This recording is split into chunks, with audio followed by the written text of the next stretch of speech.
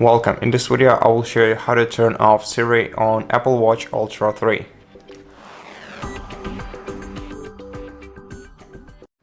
To turn off your Siri, you have to open the list of all applications by pressing the digital crown and then scrolling to settings. Once you find them, open them and then scroll down until you find Siri settings. And then tap on Siri.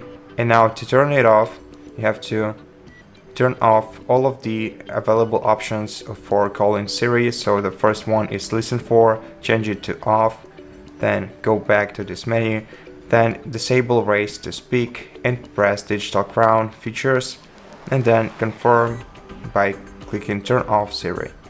And that's how you can turn off Siri on your Apple Watch Ultra 3. Thank you for watching this video. If you liked it, consider subscribing to our channel, leave us a like and a comment below, and I'll see you in the next one.